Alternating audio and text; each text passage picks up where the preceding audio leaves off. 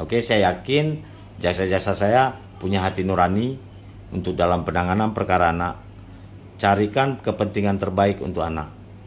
Jangan kita tunda-tunda. Kasihan mereka. Kuncinya tadi saya katakan, kesalahan anak bukan faktor murni kesalahan dia. Banyak faktornya.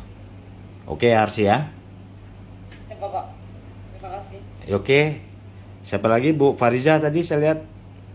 Iya Pak, izin Pak ya. Ya. Nah, itu kan yang ingin saya diskusikan. Nah ini kan menyangkut putusan hakim dalam hal putusan terhadap anak Pak ya. Ya. Mungkin kadang-kadang Pak kan misalnya boleh tidak pada anak tersebut misalnya dia mungkin kadang-kadang anak tahu yang mana yang terbaik untuk dirinya. Kalau dia meminta misalnya izinkan saya ditempatkan misalnya di salah satu pesantren ataupun salah satu tokoh ini yang memang saya percaya kepadanya, ataupun yang diminta dikirimkan kepada keluarganya yang dia percayai bisa membimbing dia. Ya. Bisa nggak menyampaikan hal seperti itu dan dipertimbangkan oleh penegak hukum Pak dalam memutuskan putusan? Baik. Selanjutnya yang ingin saya tanyakan Pak, Ya. di versi tadi Pak, biar saya nggak keliru, kalau ada hukuman pidana yang mengatur minimal maksimal, itu yang kita ambil yang maksimal ya Pak? Gimana? Kalau ada ancaman pidana yang mengatur misalnya ancaman pidananya minimal 4 tahun, maksimalnya 10 tahun, itu yang kita ambil yang mana Pak? Oke. Baik. Kalau untuk syarat diversi Bu Fariza, itu ancaman maksimal yang diambil. Maksimal. Anak tidak ada ancaman minimal. Jadi minimalnya 1 hari itu. Untuk batasan anak, syaratnya diversi hanya 7 tahun. Yang boleh didiversi di bawah 7 tahun. Jadi belum sampai di angka 7 tahun. Apabila dia 7 tahun ke atas, itu tidak bisa didiversi. Takutnya nanti bapak-bapak ibu-ibu berusaha untuk didiversi, ternyata hakim tidak mengeluarkan penetapan, kan sia-sia kita. Berjalan di proses peradilan belum tentu anak akan masuk penjara. Itu kita pahami. Terus yang pertama tadi pertanyaan Bu Fariza, apakah boleh Pak kami mengusulkan si anak minta di pesantren itu? Semuanya boleh. Usulkan yang terbaik, mungkin pesantrennya dekat dari rumah atau dia lebih percaya ke pesantren itu, ya kan Bu Fariza? Ya. Itu pertimbangan usulan-usulan dari pengacara, dari PK Bapas, dari Peksos menjadi pertimbangan oleh hakim. Tapi yang memutuskan boleh atau tidaknya pasti hakim, punya kewenangan. Tapi pertimbangan yang ibu ajukan itu menjadi pertimbangan yang sangat bagus. Jadi hakim punya pilihan. Di mana yang tepatnya anak ini ya? Oh, dia di Aceh Lok Sumawe, tinggalnya di sini. Apa kesulitan nggak nanti orang tuanya mengantar anaknya ke sana? Pertimbangan-pertimbangan itulah yang dilakukan oleh hakim. Dia minta pendapat, mungkin dia panggil jaksa nanti, dia panggil PK Bapas nanti, PH-nya minta di sini loh. Bagaimana ya ini ya? Saya kan baru nih di Aceh misalnya, kata hakim kan. Hakim silakan tanya. Kalau menurut usulan Bu Fariza yang telah menguasai Aceh, orang Aceh asli, dan paham dengan pesantren itu sangat baik, mungkin menjadi itu putusan hakim nanti di dalam putusannya. Silakan ajukan Bu. Yang penting kita sepakat demi kepentingan terbaik untuk anak, ya kan? Kita tidak ada kepentingan apa-apa di dalam itu. Kita tangani perkara itu demi kepentingan terbaik bagi dia. Nggak apa-apa, nggak ada masalah, Bu Fariza. Baik Pak, terima kasih Pak. Oke. Depan kita lebih baik lagi Pak. Amin. Masih ada? Tadi ada suara bapak-bapak, saya lihat, silakan. Dengan siapa Pak? Saya Pak Eliatus Pak. Mohon izin saya Raja Pak. Pak, menurut pengaman kami Pak yang tahapan ini sudah melampaui Pak. Jadi tahapan-tahapan seperti ini sudah pernah kami lampaui Pak. Ya, meskipun masih ada kekurangan sana sini, tapi Pak, pada sore hari ini kami mendapat pencerahan dari Pak An Pak ya. Ya. Kalau pentingnya SPPA ini berlaku untuk di wilayah kami, Pak. Jadi memang masalah anak memang masalah yang rumit, Pak. Kadang-kadang juga harus melibatkan hati nurani kita juga dan seni kita bagaimana untuk menyelesaikan. Saya teringat, Pak, ada slogan yang dulu yang pernah saya baca, Pak, yang berbunyi bahwa penjara bukan tempat yang baik. Saya rasa sore hari ini kita harus buatkan lagi, Pak, dimantapkan lagi untuk aktif di bidang anak. Iya. Baik, terima kasih Pak Gus memberikan masukan gambaran bagi kami yang muda-muda ini, Pak Gus. Saya berpikir untuk penanganan perkara anak harus memang mempunyai hati nurani kita, Pak. Hati yang penuh sayang terhadap anak itu. Kita tidak boleh menyamakan penanganan ketika saya selaku jaksa dulu memegang perkara orang dewasa dengan menyamakan dengan saya ketika saya pegang perkara anak. Itu berbeda. Ketika orang dewasa kita melihat kesadisan dia melakukan tindak pidana, itu dimasuk di akal kita, ini kok harus aku balas dengan balas yang setimpal. Kan gitu, Pak. Namun ketika kita menangani perkara anak, mindset kita rubah. Ini tidak bisa aku balas anak yang setimpal ini. Nah, itu yang saya katakan tadi, faktor kesalahan dia banyak faktor, saya bilang. Mungkin saya sendiri selaku orang tua punya kesalahan terhadap anak. Kita kembalikan ke jati diri kita kan, Pak. Wah, kenapa anak ini jadi brutal begini ya? Sekarang kan kita lihat tawuran nih, Pak. Wah, berani-berani, Pak. Bawa golok, bawa apa kan? Faktornya banyak. Karena kontrol orang tua kurang. Masa anak jam 11 malam nggak pulang, nggak dicari? Ternyata dia ngapain di luar? Minum-minum kah? Ada berantem dengan geng kah? Aku orang hebat. Aku bawa ini dari rumahku, bangga. Tapi seorang orang tua nggak sadar nih. Enak tidur di rumah, anaknya jam 11, jam 12 belum pulang, nggak dicari.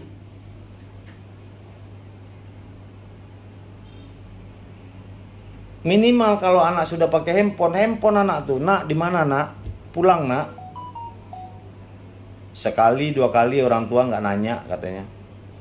Santai aja lah. Berikutnya lanjut, Pak. Nah, apakah kita dalam menangani perkara anak yang bapak-bapak, ibu-ibu yang ikut diklat dari hukum dan HAM ini, ada polisinya, ada jaksanya, ada hakimnya, ada peksosnya, ada PK Bapasnya, ada pengacaranya yang terlibat kita di dalam ini, akan memberikan pembalasan yang setimpal pula atas bukan kesalahan dia murni. Itulah yang saya pertimbangkan, saya inginkan bapak-bapak, ibu-ibu, kita betul-betul memberikan tuntutan, memberikan putusan, menyelesaikan perkara anak ini, betul-betul memiliki bagaimana anak ini berubah dan menjadi baik ke depannya. Nah, saya yakin dalam diklat ini kita sudah berubah mindset kita.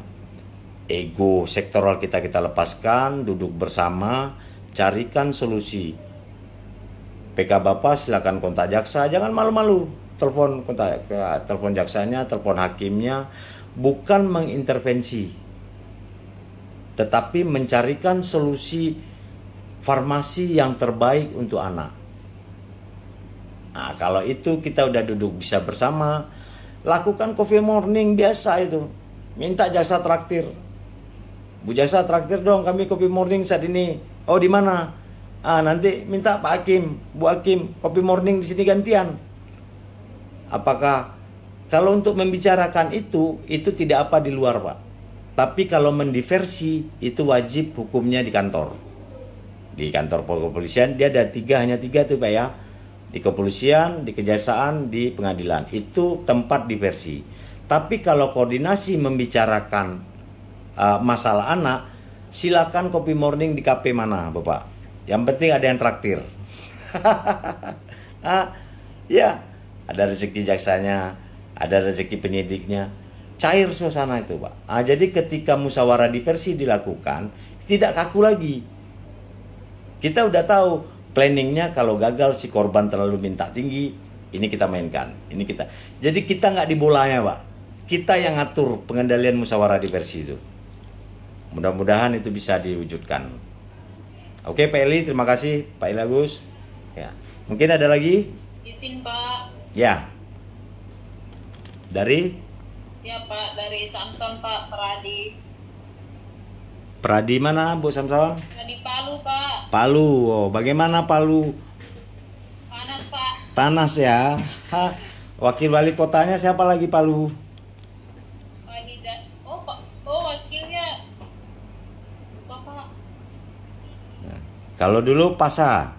Ya. Wah, Pak Sigit ya, nyanyi terus lah ya. Karena sudah ibu dokter sampai saya lupa, Bu. Oh, ibu-ibu ya wakilnya sekarang, Pak ya? Ya. Wah, mantap. Oke, silakan Bu Samsan. Ya Pak. Dari Ini, Palu. Pak, mau tanya, apakah diatur terkait upaya hukum banding Pak untuk perkara anak? Karena kami ada pengalaman kemarin sempat dampingi anak umur 16 tahun Pak, narkoba. Jadi dia dituntut 112 yang 1 6 tahun Pak. Ya. Katanya. Tapi oleh hakim anak dia memvonisnya tindakan Pak pembinaan LPKS 5 bulan. Tapi kemudian kami dengar kabar dari pihak keluarga pelaku anak bahwa jaksanya banding Pak. Ya, jasanya banding. Ya. Ya. Itu kami tidak mengerti Pak. Baik. Apakah memang diatur khusus untuk upaya hukum perkara anak atau ada aturan khusus Pak yang mengatur atau bagaimana Pak? Mohon Baik. penjelasan Pak. Baik, terima kasih Bu Samsan. Nah, di dalam Undang-Undang SPPA itu tidak diatur tentang apakah boleh banding atau tidak. Karena dia lex spesialis, apabila tidak diatur di dalam undang-undang, dia diatur kembali dalam ketentuan umum. Jadi jaksa boleh banding, Pak. Jaksa boleh banding, pelaku boleh banding, pengacara boleh banding terhadap putusan yang menurut dia tidak tepat, tidak pas, atau belum pas. Jadi dibolehkan banding, Ibu. Dibolehkan banding oleh beberapa pihak dan tidak diatur di dalam ketentuan Undang SPPA bahwa perkara anak tidak boleh banding. Itu tidak diatur. Kembali ke ketentuan umum. Kembali ke ketentuan umum, Bu Samsan. Terima kasih Pak. Oke, terima kasih. Oke, baik. Ada lagi? Sedikit, Pak. Oke, Pak Eli silakan. Saya ini, Pak. Oh. Tadi tertarik dengan Ini Pak Johannes. Johannes, Pak. Johannes dari mana, Pak? KPN Palu, Pak. Oh, siap. Siapa, Pak? Nah, ini tentunya nanti kan saya juga menularkan ke teman-teman hakim anggota saya. Ya. Nah, ini ada Bapak tadi punya menarik sekali, Pak. Jadi karena sistem peradilan bukan sebuah pembalasan, maka akhirnya kita merubah pertimbangan, Pak ya, dari dengan demikian pidana yang dijatuhkan kepada terdakwa kepada anak pelaku dianggap setimpal dan adil. Itu harus dihilangkan, Pak ya. Betul. Kita tidak lagi, karena itu bukan lagi setimpal, berarti kita yang setimpal sesuai itu dihindari ya, Pak ya. Iya, iya. Nah, berikutnya Pak, ini berkaitan dengan pidana pasal 71. Nah, ini di pidana pokok itu misalnya pidana pokok dan pidana tambahan. Tadi penjelasan Bapak bahwa pidana tambahan itu tidak bisa dijatuhkan berdiri sendiri tanpa pidana pokok. Betul. Nah, berarti kalau saya misalnya menjatuhkan pidana pokok yaitu peringatan, dan pidana tambahan itu pemenuhan kewajiban adat. Nah, ini agak repot di daerah-daerah adat tertentu, Pak. Kewajiban adat itu kadang-kala lebih berat daripada pidana pokok yang kita punya, Pak. Betul, Pak. Tentu saja membayar denda adat seperti DNT bayar babi 1 ekor. Nah, Iya. itu harga babi kan berapa, Pak? Mahal sekali contohnya itu, Pak. Nah itu kira-kira ada tidak nanti dari Kejaksaan Agung itu menerbitkan tentang batas-batas yang dapat dijatuhkan apabila dikonversikan dengan uang dalam sanksi adat itu Pak, sebagai follow up daripada pasal 71 ayat 2 itu Pak. Baik. Tambahan itu. Nah, kemudian Pak, yang satunya lagi, perampasan keuntungan yang diperoleh dari tindak pidana. Nah, biasa ini terjadi di dalam perkara-perkara anak-anak sebagai bagian daripada pengedar narkotika. Nah, ini biasanya merampas mereka punya. Tetapi ini dalam keseharian ini Pak, kadang-kala anak-anak yang di bawah 14-15 tahun ini Pak, ini kadang-kala menjadikan ini sebagai mata pencarian, atau bukan mata pencarian sih, jadi ada disuruh oleh orang dewasa dikasih duit. Nah, apakah duit ini dianggap sebagai keuntungan dari perolehan tindak pidana, ataukah ya macam mana Pak? Memang betul bahwa saya tahu bahwa ada teori yang menyatakan bahwa nobody should benefit from crime, tidak boleh seorang pun memperoleh keuntungan dari sebuah kejahatan. Akan tetapi ini ketika anak ini dirampas kemudian diberikan pembinaan dalam lembaga begitu Pak, ini apa dampak psikologi sepanjang, artinya Bapak yang lebih concern di bidang ini, sepanjang pengalaman Bapak secara empirikal, apakah sudah pernah ada kondisi-kondisi ini terjadi dan mempengaruhi jiwa anak ketika pasal 71 ayat 2A itu diterapkan? Mohon mungkin Bapak berbagi dengan kami. Terima kasih Pak. Baik, terima kasih Pak Johannes, Ketua PN Palu ya Pak ya. Iya Pak. Jadi memang Pak, dalam ketentuan undang-undang ini pemenuhan hukuman adat itu tambahan dia harus sejalan Pak. Pertama, pidana pokoknya harus kita jatuhkan dulu. Iya. Pidana tambahan ada dua, pemenuhan adat sama perampasan harta hasil dari keuntungan dari kejahatan tersebut. Hanya dua itu. Ketika Bapak jatuhi hukuman pidana pokoknya, misalnya pidana peringatan ya kan Pak? Iya. Ternyata di situ anak ini melanggar ada ketentuan adat. Iya. Dari mana Bapak akan tahu ada dia melanggar ketentuan adat? Pertama pasti dari tuntutan jaksa itu Pak. Iya. Mungkin belum sampai ke Bapak selaku putusan hakim akan menerapkan hukuman adat. Dari mana jaksa akan tahu ada pemenuhan hukum adat yang dilanggarnya? Biasanya Pak, ketika anak berperkara itu, tokoh adat itu datang ke jaksa langsung Pak. Atau datang ke penyidik langsung. Ini si anak kelakuannya melanggar ketentuan adat kami, ribut ini masyarakat adat. Disitulah PK Bapas dan mulai di dalam litmasnya menyebutkan ini ada pemenuhan hukuman adat ini. Pak, saya bisa tambah sedikit mungkin biar ada di referensi faktual Pak ya. Siap, iya Pak. Ketika saya tugas di NTT itu ada ternyata mencuri. Anak itu bersama dengan orang dewasa mencuri gong adat Pak, yang di rumah adat, gong ya, yang disimpan di rumah adat.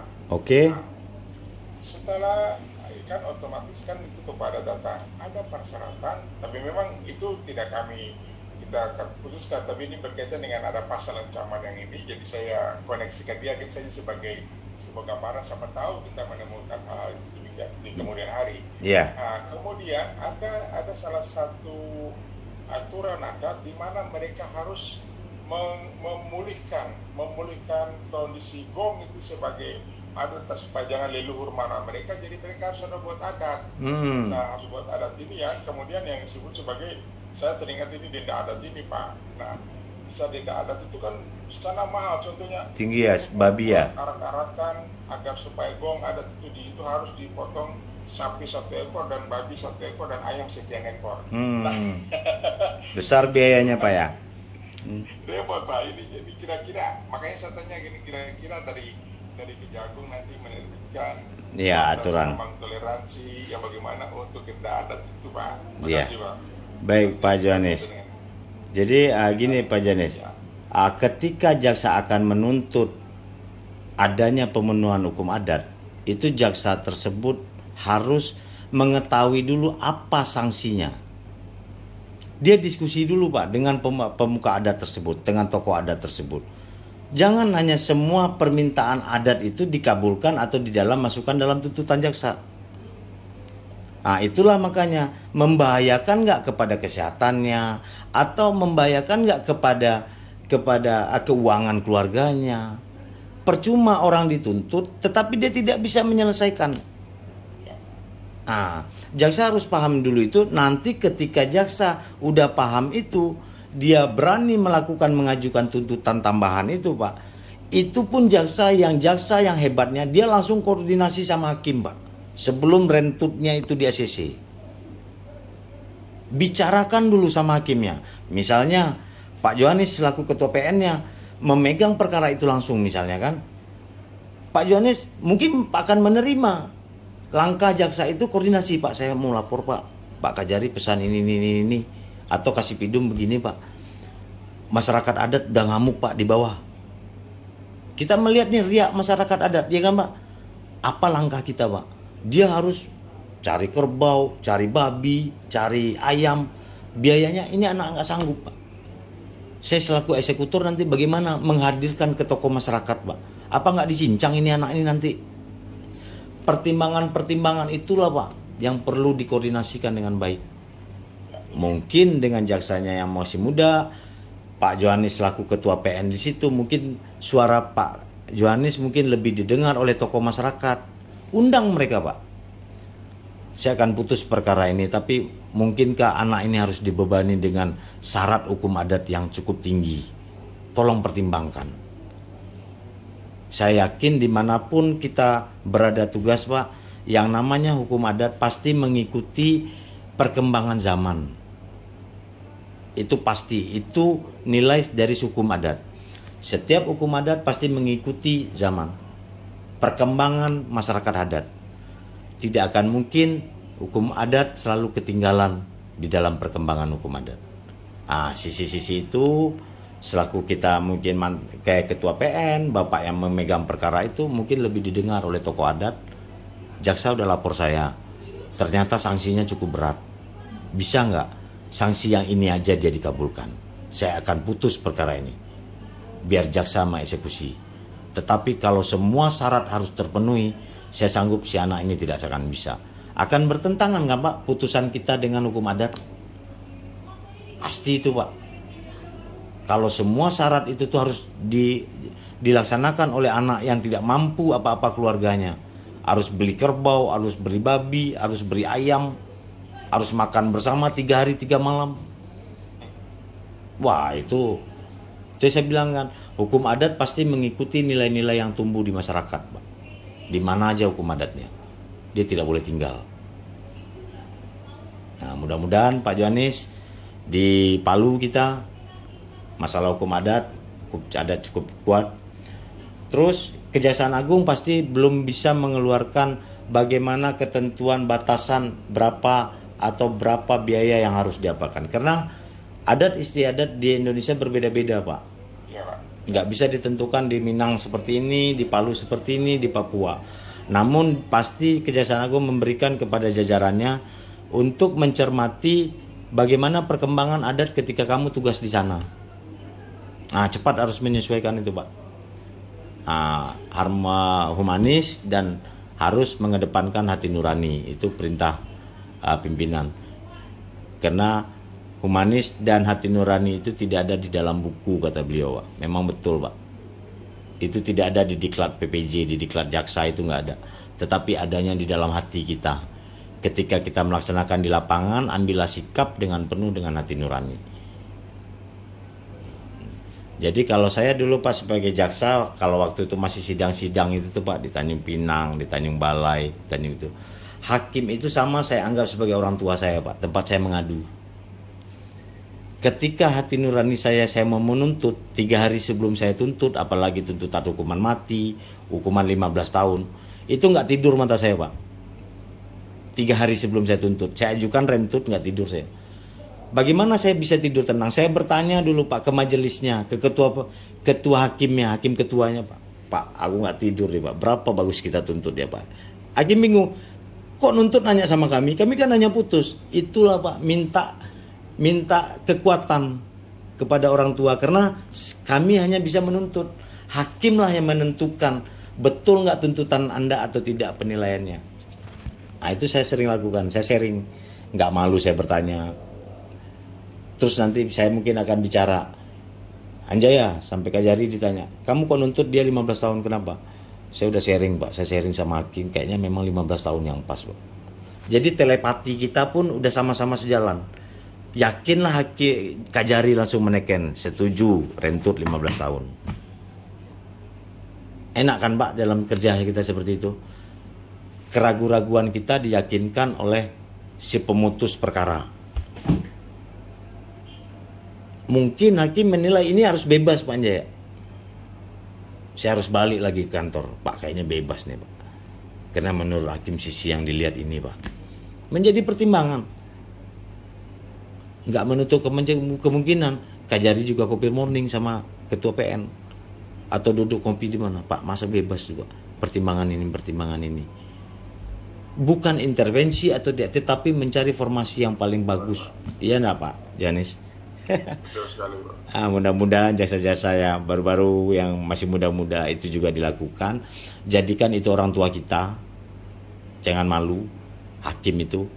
Jadikan partner kita pengacara, bukan musuh kita. Kita mencarikan formasi yang terbaik. PK Bapas begitu juga. Pertimbangan PK Bapas mungkin lebih tajam dari kita karena dia yang ketemu si anak itu langsung. Dia berbicara sama orang tuanya langsung. Pertimbangkan itu semua. Koordinasikan yang baik, lepaskan ego sektoral kita ketika kita berbicara tentang anak. Saya yakin semuanya clear Pak, nggak ada yang nggak clear. Oke, baik. Masih ada?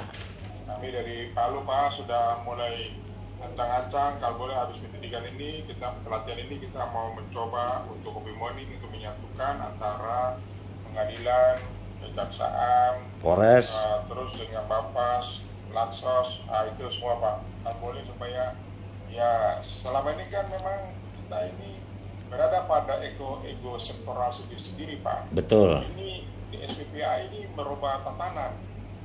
Karena selama ini kan kalau kita mau berkoordinasi soal seperti yang Bapak kabarkan tadi itu, seolah-olah kita itu ada dua kemungkinan. Kita sangat kompromistis atau kita melacur jabatan untuk sebuah, padahal memang karena tujuan utama adalah kepentingan terbaik untuk anak, maka otomatis kita kan harus mencairkan seluruh ego sektoral seperti itu Pak. Kami sudah coba-coba bicara untuk itu Pak. Mau dukungan Pak ya? Siap Pak Yanis. Pasti kami dukung. Apa di kendala misalnya di kejaksaan saya mungkin berupaya untuk akan masuk. Kalau misalnya memang apa, tapi Kajari di Palu itu mantap nanti Pak. Pokoknya ya, buka dulu. Iya, Bapak buka dulu, Bapak lah gongnya. Karena baru keluar dari sini, Bapak di jabatan ketua PN-nya Pak. Bapak mungkin nanti hasil dari itu Pak bisa dibawakan apa kekurangan kita, kelemahan kita bawa ke tingkat wali kotanya Pak. Ajak duduk bersama wali kotanya. Kalau perlu bawa ke tingkat provinsi nanti Pak, di provinsi lagi nanti. Saya yakin itu bisa dilaksanakan dengan niat yang baik Pak Yohanes. Iya Pak, makasih Pak. Baik, oke, saya rasa cukup. Udah jam 3:30. Ibu-ibu. 4:30 di sini Pak. Udah 4:30 di situ kan Pak. Ya, jam bulan puasa itu jam 3. Jam 3 betul sama kita Pak. Ketentuan ASN jam 3. Nanti Pak Yohanes dengan buka puasa. Nah, nanti kapan-kapan saya diundang ke Palu Pak Yohanes. Insya Allah kapan-kapan Pak. Ya. Kita kumpul. Oke, baik. Saya cukupkan di sini. Saya harapkan harapan kami sebagai trainer dapat disambut baik oleh seluruh pelopor 29 30 orang peserta di kelas 67 ini di Hukum dan HAM. Saya yakin dengan niat yang sama, semangat yang sama, kepedulian yang sama dalam menangani perkara anak, nggak ada yang sulit. nggak ada LPKA, nggak ada LPKS, nggak ada solusinya. Tapi dengan cara hilangkan ego sektoral, duduk bersama, sudah tuh dengan semangat yang sama. Baik, terima kasih Bapak-Bapak Ibu-Ibu, sampai sore ini masih semangat semuanya, saya bangga. Semoga selaku pelopor Bapak-Bapak Ibu-Ibu dapat melaksanakan tugas dengan baik di lapangan. Wabillahi taufiq wal hidayah. Wassalamualaikum warahmatullahi wabarakatuh. Waalaikumsalam warahmatullahi wabarakatuh. Baik, terima kasih Bapak Hanjaya atas paparannya, sangat menggugah hati semua para peserta, termasuk saya sendiri, dari hasil studi kasus sampai dengan diskusi. Semoga kita semua para pejuang ABH terlaksana dari hasil pembelajaran ini, terutama Pak Jo ya, yang punya cita-cita untuk menyatukan semua ABH di wilayah Palu. Terima kasih Pak. Pak Jo, kalau misalkan nanti mohon izin bisa diliput ya Pak ya, supaya nanti menjadikan contoh yang baik untuk APH yang lain dan di wilayah yang lain. Demikian Pak Jo pesan kami dari BPSDM, dan ketika nanti ada kendala, sangat kami membuka diskusi untuk narasumber yang bisa mungkin dihubungi gitu Pak. Ya, siap Pak. Ya, makasih Pak. Sama-sama. Baik, kita tutup. Silakan laporannya Bapak Ibu yang bertugas. Bu Ros. Siap Pak. Siap. Ya, baik. Mohon perhatian. Duduk siap, gerak. Lapor pada sore hari ini pembelajaran telah dilaksanakan. Laporan selesai. Baik, terima kasih. Selamat istirahat. Semoga kegiatan berikutnya dapat dilaksanakan dengan baik. Terima kasih. Bubarkan. Bubarkan. Sebelum mengakhiri pembelajaran, marilah kita berdoa menurut agama dan kepercayaan kita masing-masing. Doa dimulai.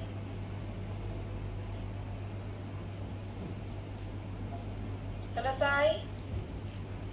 Istirahat di tempat, gerak. Terima kasih. Terima kasih Pak Hanjaya. Terima kasih semuanya. Terima kasih Bapak. Oke, terima kasih. Ya, sama-sama. Assalamualaikum. Waalaikumsalam. Izin saya live ya. Terima kasih semua. Selamat buka puasa. Salam. Ya. Mas Ari, terima kasih. Sama-sama Ibu.